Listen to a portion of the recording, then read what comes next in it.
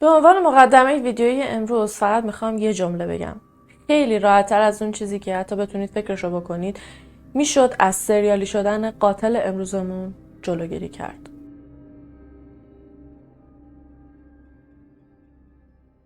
پیتر براین 4 اکتبر 1969 توی لندن متولد شد. والدینش اصالتا اهل باربیدوس یا باربادوس بودن. باربادوس کشوریه توی شمال شرقی ونزوئلا. خانواده براین یه خانواده خیلی پرجمعیت بودن. به جز پیتر 6 تا بچه دیگه هم داشتن. موقعی که توی دهه 50 پدر مادر پیتر مهاجرت میکنن میان انگلستان، بچه ها مونده بودن باربادوس پیش بعضی از فک و فامیلای نزدیکشون. نمیشد یهو همه رو با هم دیگه بیارن. اصلا اول کلا بابا رفت، بعدش یه سال بعد مامانه رفت. مرتب میرفتن باربادوس، به بچه ها سر میزدن. هر موقع هم که میشد، اگر که کارای یکی از بچه ها درست میشد، یکی از بچه ها رو برمی داشتن با خودشون می آوردن. پیتر هم توی لندن به دنیا آمد. بعضی از فامیلاشون هم که مراقب بچه ها بودن، بعد یه مدت مهاجرت میکنن میرن آمریکا، بچه های اینا رو هم با خودشون میبرن. خلاصه که مادر پدر پیتر از همون زمانی که پیتر به دنیا آمد یادشه که اصلا خونه نبودن. بیشتر وقتا خب پیتر یا پیش پدرش بود فقط یا پیش مادرش بود فقط. یعنی اون کانون گرم خانواده رو به اون شکل پیتر هیچ وقت تجربه نکرد، چون که هر دوتاشون سخت کار میکردن و از مالی اونقدر خوبی نداشتن. مادره بیشتر وقتا میرفت باربادوس که به بقیه بچه‌هاش سر بزنه، یا بعضی وقتا حتی میرفت آمریکا که به یه تعداد دیگه از بچه‌هاش سر بزنه. بابا هم بودش، ولی خب خیلی ارتباط نزدیکی با پیتر نداشت. همینا باعث شد که کلا پیتر بچه خیلی غمگین و گوشه‌گیری بشه. توی هر مدرسه‌ای که میرفت انقدر منزوی بود که خب هیچ کس دوست نداشت باهاش دوست بشه. درسش هم اصلا خوب نبود. خیلی تلاش میکرد که نمره‌های خوبی بگیره، ولی خب موفق نمیشد. بعد این مدت هم متوجه شدن که پیتر خانش پریشی داره. درسش روز به روز ضعیف‌تر میشد و همین باعث شد که اعتماد به نفسش روز به روز پایین‌تر بیاد. در واقع پیتر اصلا اعتماد به نفس نداشت. ولی خب مثل خیلی از بچه‌هایی که دور و برمون دیدیم یا تو خیلی از پرونده ها باشون آشنا شدیم، پیتر هم با وجود اینکه بچه گوشه‌گیری بود و معمولا هم صداش در نمیومد، با بقیه ارتباط برقرار نمی‌کرد، ولی خب زیرکی بچه‌هایی که از خودش ضعیف‌تر و کوچیک‌تر بودن و اذیت می‌کرد. از همون سن کم واسه ضعیف‌ترا قلدری می‌کرد. حتی بعضی وقتا واسه همسن و سالای خودش که همکلاسیاش بودن قلدری می‌کرد، ولی خب همیشه میرفت سراغ افرادی که میدونست حداقل از نظر جثه ازش ضعیف‌ترن. مثلا دخترا رو هدف می‌گرفت. حالا اذیت و آزاراش به چه شکل بود؟ مثلا کاری خیلی عجیب غریبی ازشون می‌خواست. مثلا بهشون میگفت که مشقامو برام بنویسید. یا مثلا یه بچه‌ای که از خودش کوچیک‌تر یا ضعیف‌تر بود و مجبور میکرد خم بشه، بندای کفش پیتر رو ببنده. بعد از این حسی که الان قدرت داره، از این حسی که تونسته یه نفر رو مجبور به کاری کنه، زور بگه به یک نفر، خیلی لذت میبرد. انگار اون کم بود اعتماد به نفسش اینجوری جبران میشد واسش. گاهی وقتا بچهای مدرسه رو تهدید میکرد، پول ناهارشون رو ازشون میگرفت، میرفت واسه خودش غذا میگرفت، یا با زور و تهدید خوراکیاشون و وسایلشون رو ازشون میگرفت، یا حتی بعضی وقتا چیز میزاشون رو ازشون میدزدید. چند بارم که خب کارکنای مدرسه متوجه شدن، رفتن با پیتر صحبت کردن ببینن که خب چرا این کارو میکنه. بهش گفتن که چرا خوراکی‌ها و پول همکلاسیاتو میدزدی. هر بارم که قیافه مظلوم به خودش میگرفت و میگفت که خب ما از اونجایی که خیلی وضعمون بده، خیلی فقیریم، پدر مادرم هیچ وقت به من خوراکی نمیدن، پولم بهم نمیدن که خوراکی بخرم، برای من چون گشنم این کارو میکنم. خب بچه بوده دیگه، اونا هم میبخشیدنش، میگفتن که خب گناه داره و نمیشه زیاد بهش سخت گرفت. و خب پیتر با همین کاراش، با همین مظلوم نماییاش و دروغاش همیشه به اون چیزی که میخواست میرسید. هرچی بزرگتر میشد رفتارش خب خیلی بدتر میشد. پرخاشگر بود، خیلی آدم عصبی بود، آدم قلدر، زورگو، مخصوصا با دخترها خیلی بد رفتاری میکرد. بعضی وقتا میرفت به همکلاسی‌های دخترش دست میزد، به جای حساس بدنشون دست میزد یا بهشون پیشنهاد رابطه جنسی میداد. خب اگر که سنت مناسب این کار باشه، بعدم خیلی محترمانه بری با یکی دوست شی و حالا این پیشنهادو بدی، رو من کار ندارم. ولی من دارم در مورد تایمی صحبت میکنم که پیتر فقط 11 سالشه. یعنی حتی محترمانه هم اگر توی اون سن از یک نفر همچین درخواستی کنی، به نظر من خیلی نرمال نیست. تو 12 سالگی یه بار یه سیلی محکم میخوابونه زیر گوش خانم معلمش. همینم باعث میشه که به صورت موقت از مدرسه اخراج بشه، در واقع تعلیق بشه. پیتر با یه گروه خلافکار آشنا میشه و کم کم شروع میکنه به مصرف کردن مواد، در حالی که سنش خیلی نبوده، 13 14 سالش بود. حتی بعض وقتا به صورت حالا خیلی کم، مقدار خیلی کم مواد خرید و فروش میکرد. انقدر درسش داغون بود و کلا خودش هم علاقه ای نداشت که درس بخونه تا بالاخره 14 سالگی ترک تحصیل کرد. از اونجایی که خانواده پیتر خانواده خیلی فقیری بودن، کلا پیتر همیشه مشکلات مالی داشت، با وجود اینکه خب دزدی میکرد، با زورگویی از بقیه دوستاش پولاشون رو میگرفت و الانم خلاف میکرد، مواد میفروخت، ولی خب همیشه اشتش گروی نوش بود. لندن هم خب شهر گرونیه دیگه، به هر حال زندگی سخته. واسه همینم پیتر خب به هر دری میزد که یه پول گیر بیاره. تو هم سن 14 15 سالگی که از مدرسه ترک تحصیل کرد، رفت توی یه فروشگاه یه غرفه لباس اجاره کرد. همونجا مشغول به کار شد. البته درآمدش خیلی زیاد نبود. به خاطر همینم به عنوان شغل دوم رفت توی یه آشپزخونه هم مشغول به کار شد. سوپ درست میکرد. یه بار موقعی که پیتر 18 سالش بود، خودش دیگه مستقل شده بود و توی یه آپارتمان زندگی میکرد، با یکی از همسایه‌هاش یه بحث خیلی کوچولو میکنه. یعنی من نمیدونم محتوای اون بحث چی بوده، ولی خیلی بی اهمیت بوده، در این حد میتونم بگم. که یهو پیتر از کوره در میره، میخواسته از طبقه ششم، یه پنجره توی راهرو بوده، میخواسته از اون پنجره همسایه‌اش رو پرت کنه پایین، که این اتفاق نمیافته. همسایه‌اش میره زنگ میزنه به پلیس، میگه که آره همچین چیزی شد و اینا. یه افسر پلیس میاد اونجا باهاش صحبت میکنه.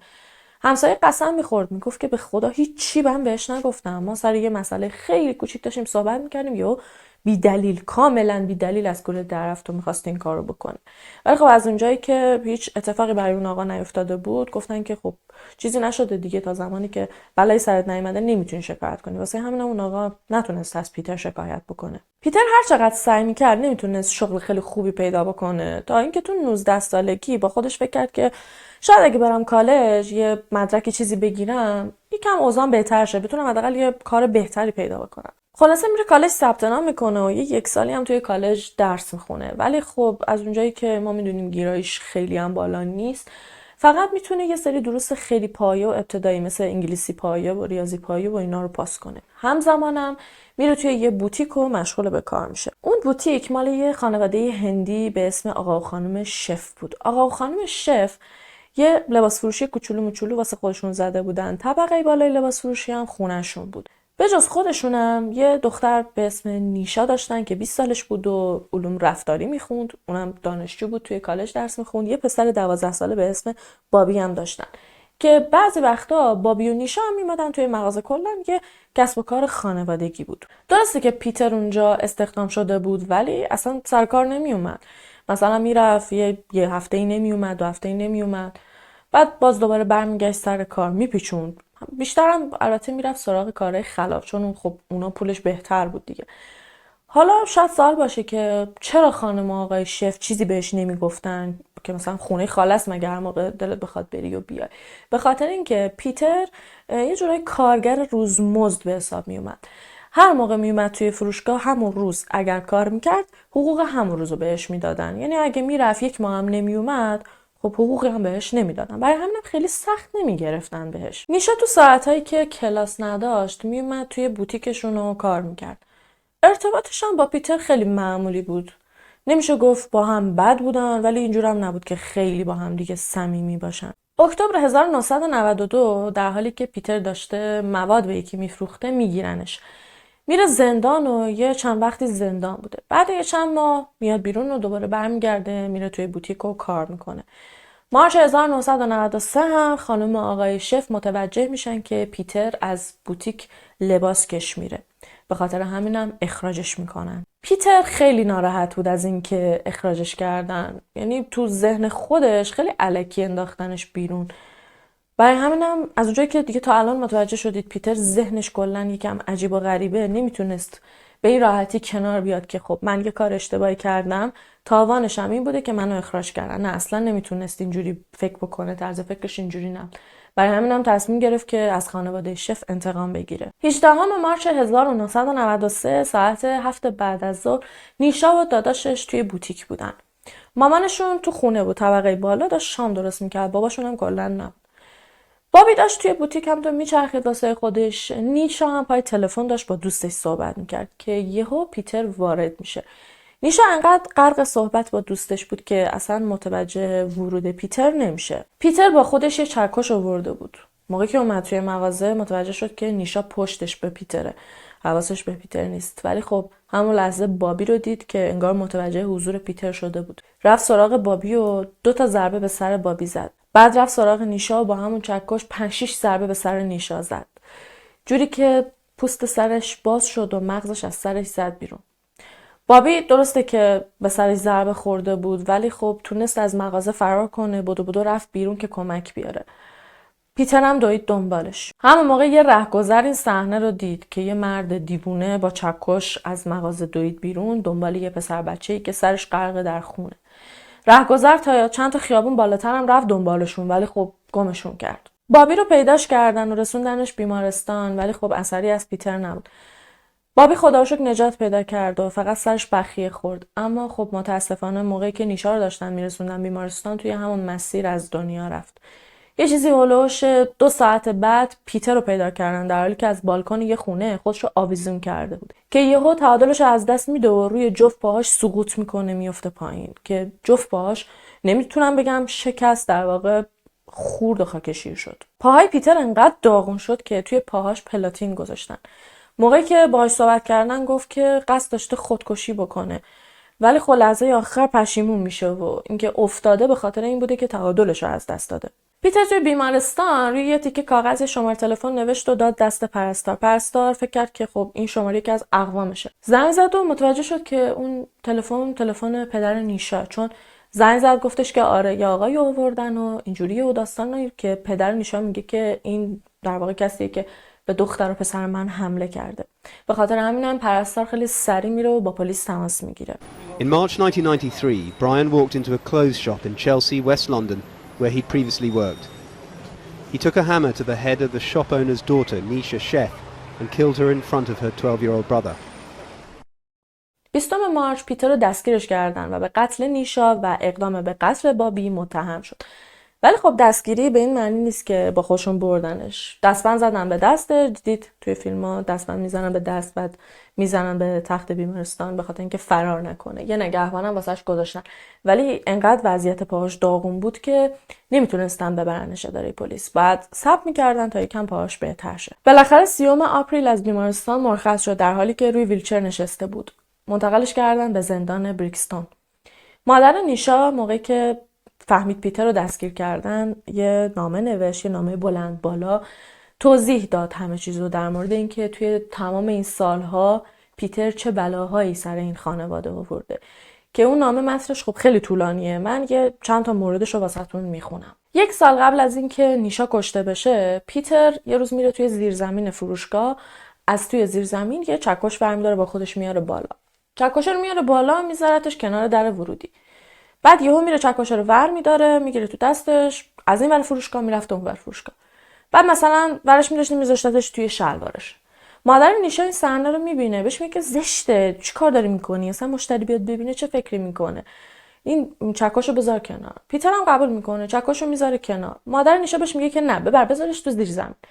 پیتر چکشو ورم داره میبره میذاره تو زیر زمین. فردای اون روز مامان نیشا که میاد دوباره فروشگاه رو باز کنه میبینه چکش توی فروشگاه. پیتر چند بار به پدر و مادر نیشا گفته بود که آره این پاکستانیایی که توی شرق لندن زندگی میکنن اینقدر راحت میشه ازشون دزدی کرد به خاطر اینکه مهاجرن. اگه ازشون دزدی کنی چون میترسن به خاطر شرایط خودشون که خودشون اصلا مهاجرن نمیرن ازش شکایت کنن. از اونجایی که پدر و مادر نیشا هندی بودن به این فکر میکردن که احتمالاً پیتر داره به در میگه که دیوار بشنوه. یعنی چی؟ یعنی شماها هم چون مهاجرید من خیلی راحت میتونم ازتون دزدی کنم. یا حتی به این فکر کردن که احتمالاً تا الان کلی ازشون دزدی کرده، الان هم داره غیر مستقیم بهشون میگه. مادر نیشا یه کیف لوازم آرایشی داشت که توش یه سری وسیله خیلی گرون بود، حالا مثلا طلایی، وسیله چیزی.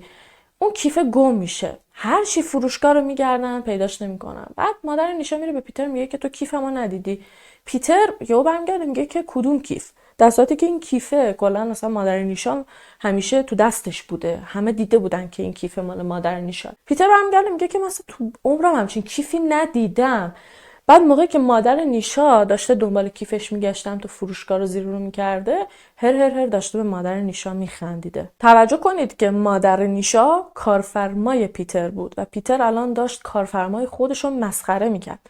برای همینم خیلی عصبانی میشه، میره به آقای شف میگه، پدر نیشا هم میره با پیتر صحبت میکنه، بهش میگه آره زنم از دستت ناراحته، چرا بهش خندیدی و اینا.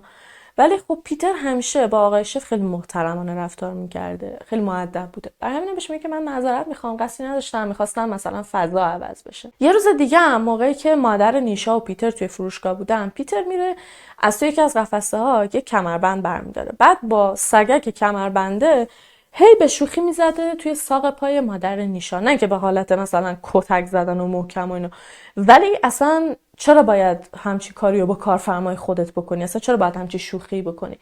که دیگه مادر نیشا دیگه کفری میشه، اعصابش خورد میشه، بهش میگه نکن. اونم همچنان ادامه میداده. که مادر نیشا بهش میگه که الان میرم زنگ میزنم به پلیس تا بیان ادبت کنن. میره تلفن رو برداره زنگ میزنه پلیس. پیتر تلفن رو از دستش میقاپه، سیم تلفن رو پاره میکنه، بعدم بدو از مغازه میره بیرون و فرار میکنه. قبل از اینکه ویدیو رو ببریم جلوتر، میدونم واسهتون سوال شده که خب چرا با وجود همه این رفتارهای عجیب پیتر رو نگهش داشته بودن، چرا بیرونش نمی‌کردن؟ خب درسته که در آخر فهمیدن از فروشگاه دزدی کرده اخراجش کردن، ولی چرا این همه کارهای عجیب دیدن و هیچی نگفتن؟ یه دلیلش این بود که طبق حرف خود پیتر، طبق اون چیزی که در مورد پاکستانی‌ها گفته بود، از اون جایی که پدر و مادر نیشا خودشون هم هندی بودن، مهاجر بودن، خب مهاجرا توی کشورهای غریب خب خیلی باید مواظب باشن دیگه، شر درست نکنن. یکم میترسیدن، با اینکه اگرم میرفتن شکایت میکردن خب کار اشتباهی نکرده بودن، پیتر داشت زجرشون میداد، ولی خب میترسیدن، میگفتن که نکنه واسه خودمون بد بشه. از طرفی یه ذره هم از پیتر میترسیدن. خلاصه پیتر افتاده بود زندان در حالی که روی ویلچر میشست. بعد فکرشو بکنید، همونطور که روی ویلچر بود با ویلچر این ور اون میرفت، 2 دفعه با 2 تا از زندانیا دعوا میکنه. بعد دعواشون هم فیزیکی، کتککاری میکنن با هم دیگه. فکر کنید روی ویلچر آدم چیکار میتونه بکنه؟ البته برای ما خیلی عجیب نیست، به خاطر که دیگه پسر خرچنگی رو احتمالاً یادتونه دیگه. موقعی که این رفتارا رو ازش میبینن، به بیمارستان روانی حکیمی منتقلش میکنن که اونجا سلامت روحی روانیشو مورد ارزیابی قرار بدن. اونجا مشخص شد که پیتر هم اسکیزوفرنی داره، هم پارانویا. پارانویا همون توهمه، یعنی توهم میزنه. بالاخره دادگاه پیتر برگزار شد. از اینجا به بعد این چیزایی که من میگم گفته های پیتره، چیزاییه که خودش تعریف کرده. پیتر تعریف میکنه که از همون اول که توی فروشگاه خانواده شف مشغول به کار میشه، از نیشا خوشش میاد، ولی با خودش فکر میکنه که 100% خانواده‌اش موافقت نمیکنن که ما با هم دیگه دوست بشیم. از یه طرف دیگه هم با خودش میگه اگرم یه وقت دوست بشیم، بعد بفهمن ما با هم دوستیم، احتمالش هست که نیشا رو برش گردونن هندوستان، یعنی بره اونجا با فامیلایی که توی هند دارن زندگی بکنه. گفتش که ولی بعد یه مدت ما قایمکی دور از چشم پدر و مادر نیشا با هم دیگه دوست شدیم، ولی خب هیچ رابطه جنسی با هم دیگه نداشتیم. اما بعضی وقتا که من داشتم کار میکردم، نیشا یهو میومد خودشو میمالید به من، یا بعضی وقتا مثلا دستشو به آلت تناسلی میزد، منو از نظر جنسی تحریک میکرد، بعد میرفت. من بهش میگفتم که خب بیا انجام بدیم، بیا رابطه جنسی داشته باشیم، میگفت که مثلا نه الان وقتش نیست. یعنی کلا اونجوری که پیتر تعریف میکرد انگار که نیشا داشته با احساساتش بازی میکرده. یک نکته‌ای که شاید مهم باشه اینه که خب پیتر رو هم از نظر جسمی و هم از نظر روحی مورد ارزیابی قرار داده بودن، از همه نظر تستش کرده بودن. من نمیدونم چطوری، آیا امکانش هست نمیدونم، ولی با قاطعیت گفتن که پیتر باکر است. یعنی پیتر تا حالا توی عمرش اصلا دخول نداشته. حالا نمیدونم چقدر ساعت داره، ولی خب این چیزی بود که توی دادگاه گفته شد.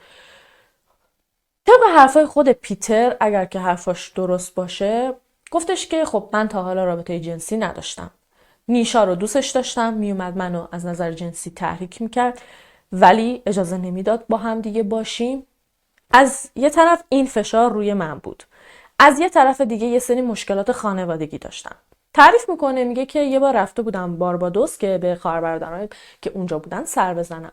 موقعی که برمیگردم آپارتمانم رو ریخته بودن به هم، یه سری پول توی کفپوشای خونم قایم کرده بودن، اونا رو دزدیده بودن، رادیومو شکونده بودن، برق خونم رو قطع کرده بودن و خب داداشش که اونجا باهاش زندگی میکردن هم خونش بوده هم نبودش. پیتر همه اینا رو، مقصر همه اینا رو دوست دختر داداشش میدونست. چون یه بار که دوست دختر داداشش داشته قایم مکی دفتر خاطرات پیتر رو میخونده، پیتر موجش رو میگیره. یعنی کلا میگفت که آره این آدم موذی و خطرناکیه، تمام این دزدی و نمیدونم این خرابکاری‌ها کار اونه. از یه طرف دیگه پیتر با همسایه‌هاش هم ظاهرا خیلی مشکل داشت که قبل‌تر گفتیم که با اون همسایه‌اش می‌خواست چیکار کنه.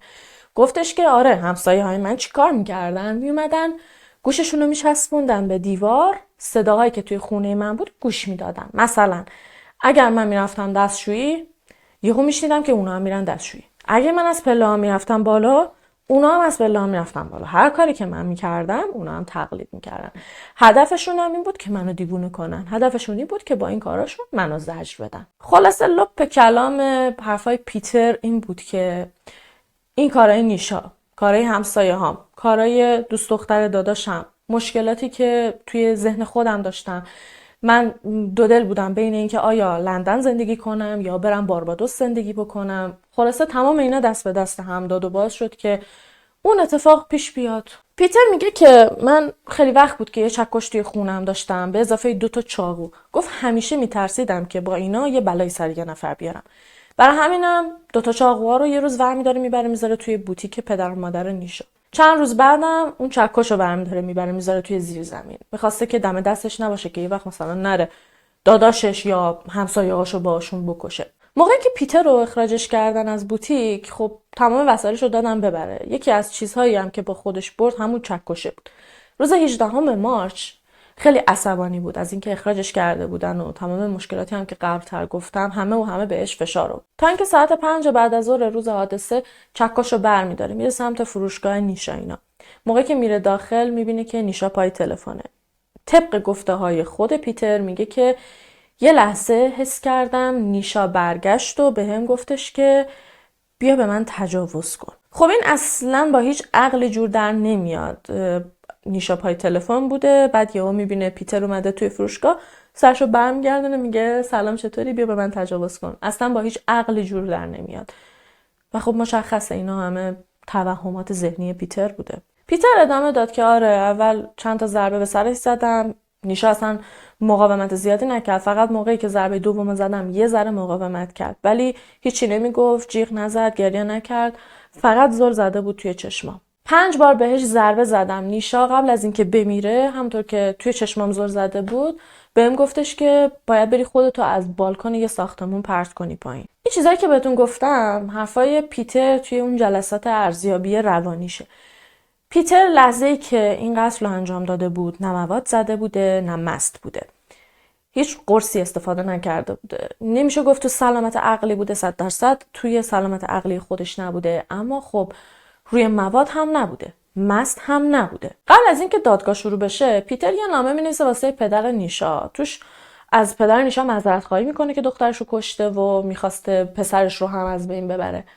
بعد به پدر نیشا میگه که اگه واسط امکانش هست، اگر که زحمتی نیست واسط، لطفا لباسای منو واسم بیار زندان. فکر کنید زده پسرشون رو ناکار کرده، دخترشون رو هم کشته، بعد برگشته گفته که اگه میشه واسم لباسامو بیارید در زندان.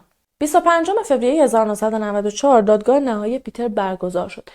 هیئت منصفه برای اتهام قتل درجه 1 پیتر رو بیگناه شناختن، ولی پیتر به منسلاتر متهم شد. برای اقدام به قتل بابی برادر نیشا هم بیگناه شناخته شد، یعنی گفتن اقدام به قتل نبوده، ولی برای ضرب و جرحش متهم شناخته شد. ولی پیتر قرار نبود بره زندان، بلکه قرار بود بفرستنش به بیمارستان روانی رمتون تا اونجا دوران درمانش رو بگذرونه. پیتر اونجا هم وحشی بازیاشو داشت. همیشه خشن بود، با کسای دیگه که اونجا بستری بودن، با کارمندای اونجا، با همه خیلی وحشی رفتار میکرد. تو اگست 1995 پیتر یه بار سیگارش رو روی دست یکی از کارمندای بیمارستان خاموش میکنه، بعدم هر میزنه زیر خنده. یه بارم داشته یه چیزی میدزدیده که یکی از پرستارا میبینتش، میره بهش میگه که آره من دیدمت داشتی یه چیزی رو بلند میکردی، ولی کاملا انکار میکنه. بعدم بلند داد میزده که شماها همتون احمقید، همتون دروغگویید. من قانون رو حفظم، من هر کاری دلم بخواد میتونم بکنم، هیچ کس نمیتونه جلوی منو بگیره. تا 2 سال آینده هر بار که وحشی بازی در می آورد با دارو سعی میکردن آرومش بکنن.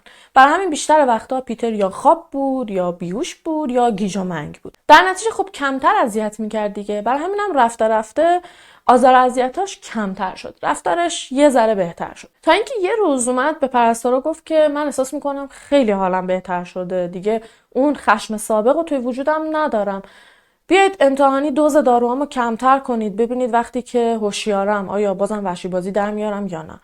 اونا هم قبول میکنن، همین کارو میکنن، دوز داروهاشو کمتر میکنن، دیگه بیهوشش نمیکردن، میدیدن که نه واقعا وقتی که حالش هم خوبه یه جا نشسته، کار به کار کسی نداره. اون بیمارستان رمپتون یه بیمارستان با امنیت خیلی بالا بود، یعنی تمام مریضا رو 24 ساعت تحت نظر داشتن. تا اینکه یه بار بعد از این اتفاقایی که افتاد، بعد از اینکه به این نتیجه رسیدن که پیتر دیگه چقدر خوب میتونه خودشو کنترل کنه، یه کارشناس پیتر رو معاینه میکنه. بعدم نتیجه گیری میکنه که پیتر دیگه اصلا شده یه آدم دیگه، انقدر حالش خوبه که میتونید به یه بیمارستان دیگه منتقلش کنید، یه بیمارستانی که سطح امنیتیش مثلا از اینجا پایین تر باشه. 1 نوامبر 2000 وکیل پیتر درخواست ارزیابی مجدد روانی پیتر رو داد که با درخواستش موافقت کردن. پیتر رو از رمپتون به مرکز هکینی منتقلش کردن، اونجا هم یه مدت بود تا اینکه بالاخره به یه هاستل منتقلش کردن. یه هاستل میشه گفت یه حالت اقامتگاهه. بعد اونجا پیتر اجازه داشت گاهی وقتها حتی از اونجا بره بیرون. بعد تو تایمی که میرفت بیرون، البته سر همون ساعتی که بهش میگفتن برمیگشت، رعایت میکرد، حواسش بود. یه بار که از هاستل رفته بود بیرون، ظاهرا میخواسته به یه دختر 16 ساله تجاوز کنه که اون دختر میره شکایت میکنه، حتی پیتر رو برده بودن ازش سوال میکردن ولی خب نتونستن ثابت بکنن. تا بالاخره 17 فوریه 2004 تشخیص نهایی بر این شد که پیتر براین دیگه کاملا مداوا شده و هیچ خطری برای هیچ کس محسوب نمیشه و میتونه برگرده به اجتماع. تو مدتی که پیتر واسه درمانش از این بیمارستان به اون بیمارستان میرفت، بعضی وقتا بعضی از دوستاش میومدن ملاقاتش. بعد از اینکه کلا دیگه آزاد شد، از اونجایی که جایی رو نداشت بره، میره پیش یکی از دوستاش. ما که میره خونه دوستش، اون دوستش که ما اسمش رو نمیدونیم یه دوست دیگه داشت به اسم برایان چری. از اونجایی که فامیلی پیتر برایانه و برایان چری هم اسمش برایانه، برای اینکه اینا قاطی نشن برایان چری رو از این به بعد چری صداش میکنیم. برایان چری چند ساعتی خونه دوست پیتر بود، دیگه با هم دیگه یکم آشنا شدن، در حد سلام علیکم اینجور چیزا. بعدم خدافظی کرد و رفت. پیتر هم به یه بهونه‌ای از دوستش خدافظی کرد و رفت. ولی خب رفته بود برایان چری رو تعقیبش بکنه. برایان چری رو تعقیبش کرد و خونش رو پیدا کرد. ساعت 6 بعد از ظهر همون روز، یعنی میگم همون روزی که پیتر آزاد شده بود. ساعت 6 بعد از ظهر یه نفر در خونه برایان چری رو میزنه. موقعی که چری در رو باز کرد، پیتر رو پشت در خونش دید. پیتر بعد از اینکه آدرس خونه چری رو یاد گرفته بود، رفته بود یه چکش جور کرده بود و دوباره برگشته بود. موقعی که چری چشمش به پیتر افتاد، پیتر بهش حمله کرد و شروع کرد با چکش به سرش ضربه زدن. پیتر دقیقاً همون شکلی که نیشا رو به قتل رسوند، برایان چری رو هم کشت. ولی خب فقط به ضربه های چکش اکتفا نکرد. رفت از توی آشپزخونه خونه چری چند تا چاقو برداشت، اومد وسط سالن، دست و پاهای چری رو قطع کرد. البته 2 تا دستش به اضافه یه دونه از پاهاش. طبق این عکسی که الان دارید میبینید، ظاهرا میخواسته اون یکی پاش رو هم قطع کنه، ولی خب حالا یا منصرف شده یا وقت کم آورده، خلاصه یکی از پاهاش و 2 تا از دستاشو قطع میکنه. در آخر پیتر با یکی از همون چاقوها یه تیکه از مغز سر چری رو میبره. میبرتش توی آشپزخونه. یه مایتابه روی گاز بوده، یکم کره از توی یخچال برمیداره، میریزه توی مایتابه، بعد مغز چری رو سرخ میکنه، بعدم میخورتش. ساعت 7:30 یکی از دوستای چری به اسم نیکولا نیومن میاد در خونه چری. با دوستش اومده بوده، دوستش تو ماشین پایین منتظر بوده. اومده بود میخواست از چری یه مقدار پول قرض بگیره. میبینه که در بازه، میره داخل، میبینه که چری نیستش. هی صدا میزنه چری رو، میبینه که چری نیستش. بعد یهو پیتر میاد جلوش. پیتر تیشرت تنش نبوده، فقط شلوار پاش بوده، از فرق سر تا نوک پا پر خون. خیلی قیافه ترسناک، خیس عرق بوده. نیکولاس سر تا پای پیتر رو ورانداز میکنه، متوجه میشه که یه دونه چاقو توی دست پیتره. خونسردی خودش رو حفظ میکنه و خیلی آروم به پیتر میگه که چری کجاست؟ پیتر میگه چری مرده. نیکولا با وجود اینکه داشته از ترس سکته میکرده بهش میگه که باشه من میرم بعدم میام سراغش. آروم سرشو برمیگردونه که خارج بشه که یهو از گوشه چشم جسد تیکه تیکه شده چری رو اون برای سالن میبینه ولی به روی خودش نمیاره. همطوری به راهش ادامه میده، درو باز میکنه، میره بیرون. پیتر هم پشت سرش میره، درو میکوبه، از پشت درو قفل میکنه. نیکولا هم بدو بدو از آپارتمان میاد بیرون و میره سوار ماشین دوستش میشه. خیلی ترسیده بوده. به دوستش میگه که منو ببر خونه مامانم. دوستش هم نیکولا رو میبره در خونه مادرش. نیکولا میره پیش مادرش، همه چی واسه مادرش تعریف میکنه. مادرش بهش میگه که ببین باید زنگ بزنی به پلیس خبر بدی. ولی خب نیکولا میترسیده این کارو کنه. هم به خاطر اینکه شوکه بوده، نمیدونسته اون لحظه چیکار کنه.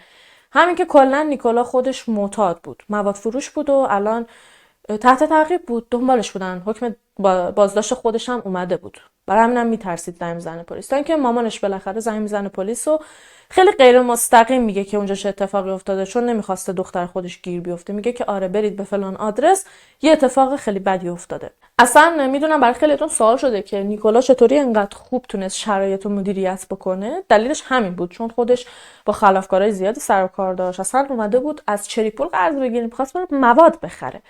برای همین هم صحنه‌های عجیب غریب و خشن زیاد دیده بود. ولی خب به این شدت خشن تا حالا ندیده بود. اما مطمئنم اگر یه آدم عادی بود شاید شروع می‌کرد جیغ زدن، نمیتونست شرایط رو مدیریت بکنه. ساعت 8 تا افسر پلیس رفتن در خونه چری. اولش در زدن، چری رو صدا کردن.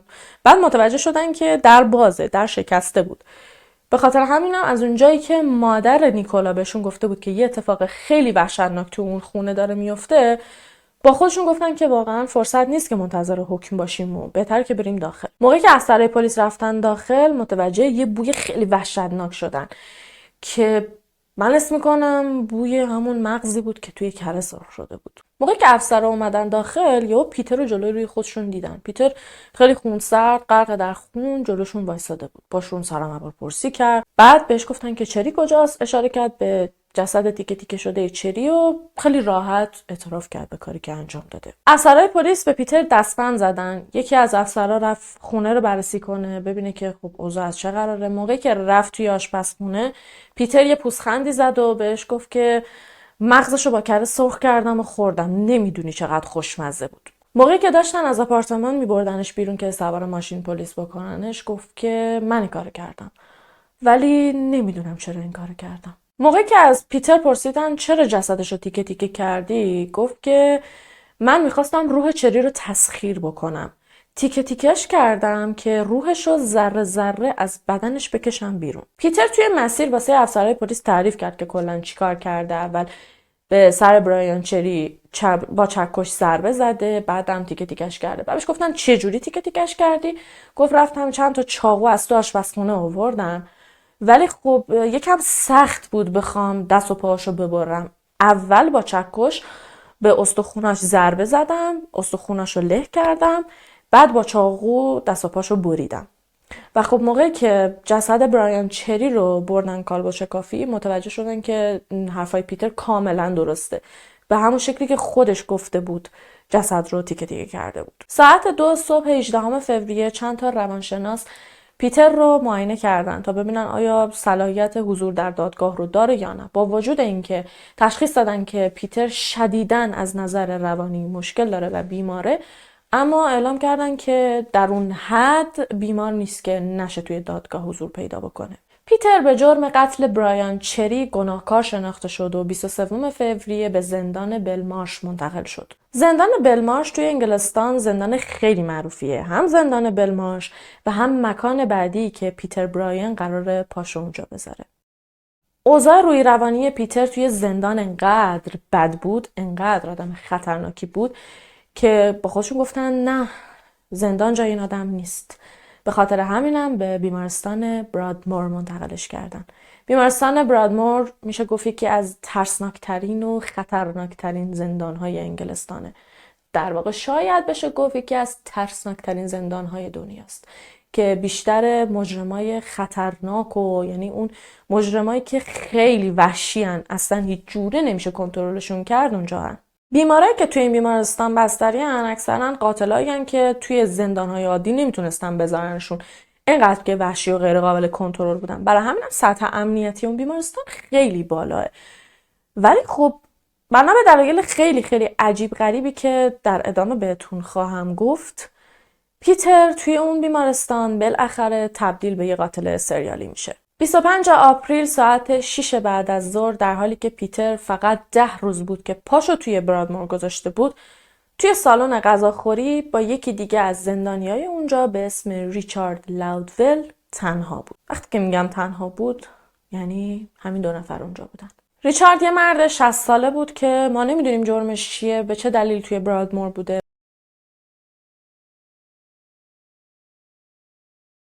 پیتر میره پشت سرش، یه کابل از توی شلوارش در میاره، از پشت میندازه دور گردن ریچارد و انقدر فشار میده تا ریچارد خفه شه. البته ریچارد در جا خفه نمیشه. یکم کابل رو فشار میده، بعد سر ریچارد رو میگیره توی دیوار میکوبه. همینطور ریچارد رو توی سالن میکشیده، چند بار سرش رو به دیوار میکوبه، چند بار سرش رو به زمین میکوبه و چند بارم به لبه میز. بعد از اینکه تا سرحد مرگ ریچارد رو کتک زد، ولش کرد همونجا چون خسته شد. یه اتاقکی همون بغل سالن بود. گفت که برم اونجا کم استراحت کنم، تجدید قوا کنم، دوباره برگردم و به ادامه کارم برسم. ریچارد هنوز زنده بود. ولی همون موقع که پیتر میره توی اون اتاقک که مثلا استراحت بکنه، 2 از پرستارا ریچارد رو توی سالن غذاخوری پیداش میکنن. خیلی سریع به بیمارستان منتقلش میکنن، ولی خب ریچارد ضربه مغزی شده بود. یه مدت هم خب همونطوری نگرش میدارن توی حالت کما، ولی بعد چند ماه از دنیا میره. پیتر مثل همیشه مرد و مردونه قبول کرد که چی کار کرده. گفت که چند روزی بود که ریچارد رو زیر نظر داشتم. در نظر بگیرید پیتر کلاً 10 روز بود اومده بود اونجا. حالا اینکه از روز چندم ریچارد رو در نظر داشته خدا میدونه. گفت ریچارد رو زیر نظر داشتم به خاطر اینکه ریچارد آدم ضعیف و آسیب پذیری بود. دوست داشتم بکشمش. اگر سر نمیرسیدید، اگر که دوباره برمیگشتم سراغش، 100% مغز ریچارد رو هم مثل مغز برایان چری سرخ میکردم و میخوردم. اکتبر 2004 دادگاه رسیدگی به پرونده ریچارد لاودول برگزار میشه. وکیل پیتر ادعا میکنه که خب پیتر سلامت عقلی نداشته، نه واسه ریچارد سلامت عقلی داشته، نه واسه برایان چری سلامت عقلی داشته. در نتیجه نمیتونن به قتل درجه 1 متهمش بکنن و خب همین اتفاق هم افتاد. باز دوباره پیتر براین به منسلاتر متهم میشه. پیتر به حبس ابد با امکان درخواست آزادی مشروط بعد از 35 سال محکوم میشه که بعد یه مدت میره اعتراض میزنه، در واقع وکیلش میره اعتراض میزنه و 35 سال به 15 سال کاهش پیدا میکنه. ولی خب از اونجایی که باز دوباره برش گردوندن برادمور و محکومیتش رو باید اونجا بگذرونه، به هیچ عنوان فکر نمی کنم، البته حرف من نیست، همه میگن فکر نمی کنیم به هیچ عنوان دیگه از اونجا بتونه آزاد بشه. حالا سوال مهم، کلیدی، اساسی که میدونم ذهن همتون رو درگیر کرده، اینکه لحظه‌ای که پیتر به ریچارد حمله کرده، نگهبانا و پرستارا کادر درمانی کدوم گوری بودن؟ پلیس موقعی که بررسی میکنه و با تمام پرستارا و کارمندا صحبت میکنه، اونا ادعا میکنن که تو اون لحظه‌ای که این اتفاق افتاده، پرستارا توی یه مرخصی ساعتی طولانی بودن. این لفظیه که خودشون به کار بودن. حالا قضیه از چه قراره؟ 9 نگهبان میبایست توی اون ساعت توی بیمارستان میچرخیدن. بعد اینا 3 تا تردد میکردن. به خاطر چی؟ چون خب به هر حال بیمارای اونجا خیلی وحشی بودن دیگه. اگه میخواستن یکیشون حالا یه کاری میکرد کنترل کنن، میبایست چند نفری میگرفتنش. برای همین هم 3 تا تردد میکردن. تو اون لحظه و اون ساعتی که پیتر اون بلا رو سر ریچارد داشته می آورده، 9 نگهبان داشتن توی بیمارستان تردد میکردن. 3 توی سرویس بهداشتی‌ها بودن، یعنی داشتن اونجا رو بررسی میکردن، اونجا رو نظارت داشتن. 3 توی اتاق سیگار و 3 میبایست توی سالن غذاخوری می بودن، اما تایم استراحتشون بوده. پس رفته بودن دفتر مدیریت، هم داشتن استراحت میکردن، هم برنامه کاری جدیدشون و مدیرشون داشته بهشون میداده. خیلیا بعد از اینکه این حرفا رو شنیدن، خیلی از مردم گفتن که خب اینا که کار اشتباهی نکردن، هم این که مرخصیشون بوده، هم این که توی دفتر مدیر بودن، یعنی تفریح که نمی‌کردن، داشتن وظایفشون رو بهشون میگفتن. اما خیلیای دیگه هم میگن که توی بیمارستانی که انقدر خطرناکه، انقدر بیمارای خطرناک و وحشی اونجا دارن زندگی میکنن، حتی برای 1 ثانیه هم نباید یکی از اتاقا رو تنها گذاشت. میتونستن اینجوری برنامه‌ریزی کنن که هر کدوم از نگهبانا تک به تک برن تایم استراحتشون رو بگذرونن و برن دفتر مدیر برنامه جدیدشون رو بگیرن، نه اینکه یهو 3 تاشون با هم دیگه غیب بشن. این نظر شخصی منه، چیزی نیست که کسی گفته باشه. من احساس میکنم از اونجایی که خب اینا همشون قاتل هایی که خیلی خطرناک و وحشی هن، احساس میکنم جون هیچ کدومشون برای اون کارکنان خیلی مهم نیست. شاید مثال جالبی نباشه، مثلا هست میگن 2 تا خورش جنگی دعواشون شه، کسی مداخله نکنه، بزنن هم دیگه رو تیکه پاره کنن.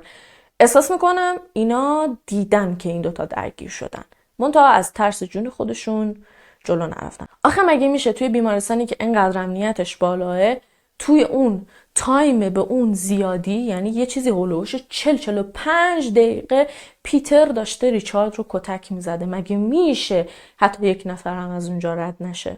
اول با کابل رفته از پشت گرفته خفش کرده، بعد سرش رو چند بار به در زده، به دیوار زده، به میز زده، به کف زمین زده. بعد انقدر وقت داشته، انقدر خیالش راحت بوده که گفته برم اتاقک بغلی استراحت بکنم. نمیدونم، من نمیتونم اینو بپذیرم که اونا توی اون تایم هیچی ندیدن. یعنی دوربین هم آیا اونجا نداره؟ نمیدونم. دوست دارم نظرات شما رو هم در مورد این اتفاق آخر بشنوم.